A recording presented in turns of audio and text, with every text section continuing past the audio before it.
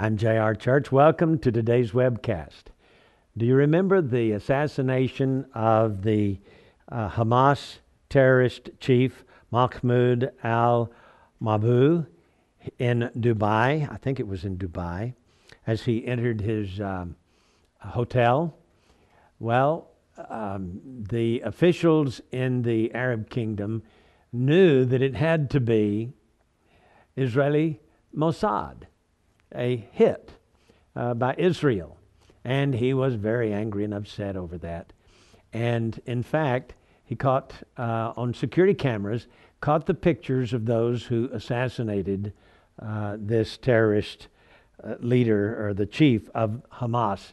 Hamas are the ones down in the Gaza area.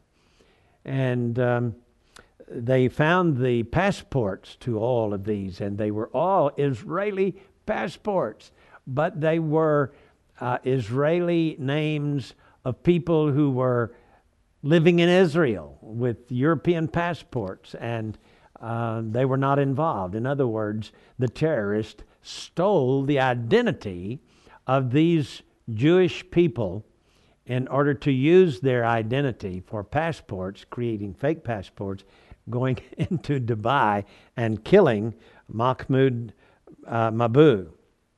Well, the interesting thing about all of this is that these Israeli citizens were shocked to hear that their names were used. Now, would the Israeli Mossad steal the names of their own Jewish people to go in and assassinate somebody? I don't think so. Never has happened before.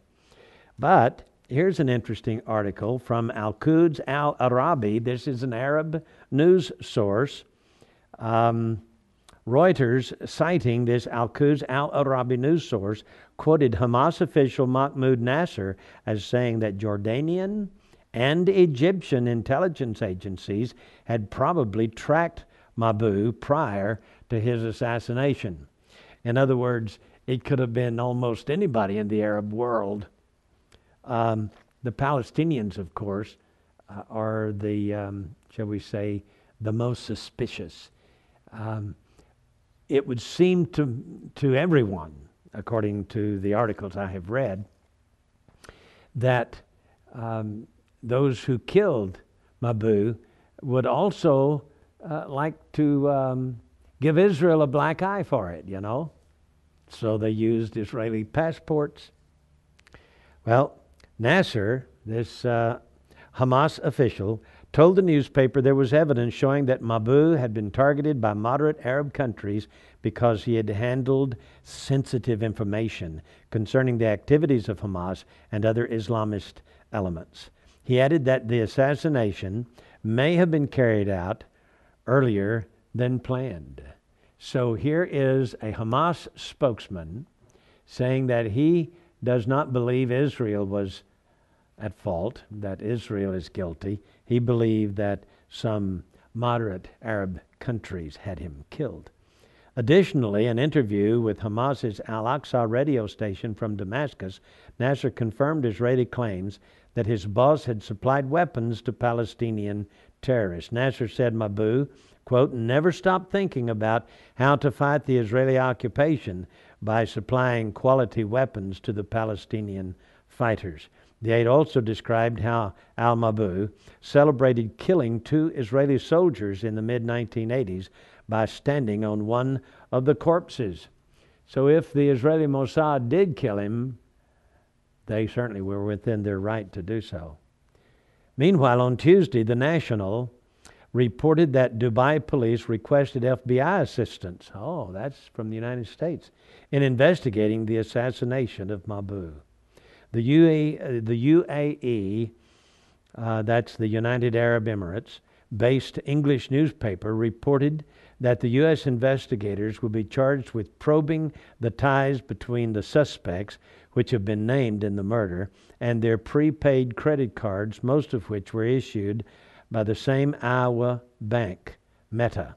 The FBI also had been asked to find links between the alleged assassins and the Israeli Mossad. They just can't get away from that idea that Israel had to be behind it, even though one of the leaders of the Hamas have pointed the finger at Egypt and or Jordan.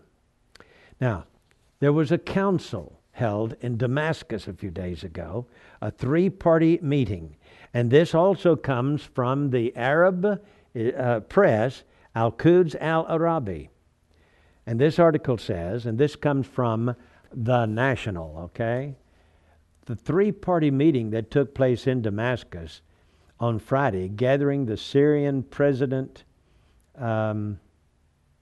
on the Friday gathering, the Syrian president and President Mahmoud Ahmadinejad and the Hezbollah chief Hassan Nasrallah was a war council and that assigned tasks in the event that an Israeli offensive on one or all parties. And this was written by Al-Quds Al-Arabi.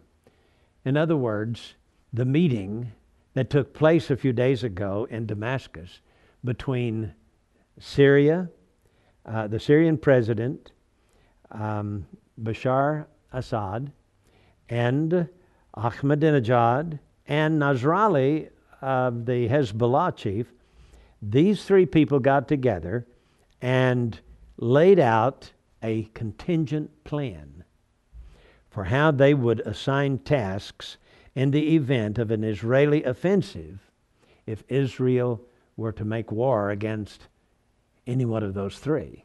Syria, Iran, Hezbollah, doesn't matter. They're all one for all for one. They're going to fight Israel tooth and toenail, I guess I could put it. In other words, the battle of Gog and Magog is not only in the planning stages, it's almost there. We are almost there. The Iranian president said he expects war to break out somewhere between spring and summer. Hezbollah chief vowed to strike the Israeli capital, its airports, and power stations if Israel dared to hit any of their infrastructures. He said, indeed, we are being exposed to a new discourse here, an unprecedented sense of self-concern, preparedness for retaliation. For its part, the Syrian leadership appears to have made up its mind to close off the United States flirtation with Damascus. That is, the U.S. administration's flirtation with Damascus, and opted for bolstering its tactical partnership with Tehran. So, Syria has decided that the United States, they're not going to talk to the United States, that they're not going to let us flirt with them, they're not going to let us try to talk them into a peace conference. They are adamant and determined. They, the Hezbollah, Syria, the Hezbollah, and Iran, they have war plans just in case Israel tries to strike any one of them. And they expect it to happen sometime this spring or summer. Wow. I don't know about you, but my Bible talks about things moving quickly. In Ezekiel 38, we read of the battle of Gog and Magog, which I guess is one of the most famous chapters in all of Scripture, as both the Jews and Christians know that Iran is going to try to move against Israel. Iran with Russia. But we read of nothing in Ezekiel 38 of Syria or Lebanon. Therefore, that must be a battle that takes them out prior to the battle of Gog and Magog. What kind of contingent plans?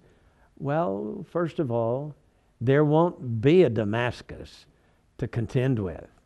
And I guess that would cause Iran to hook up with Russia and its other allies too, by the way. Many people with thee. Turkey, yes, the house of Togarmah. And by the way, Turkey has realized that their efforts to move to the west to become a part of the European Union is folly. It's not possible. It's not going to happen. So they're moving to the east, and they are making plans, I think, to hook up with Iran. And when the great battle comes, they will be on the side of Islam, for they are an Islamic State. Well, I'm J.R. Church. Thanks for watching today. We'll see you again tomorrow with our analysis of the news.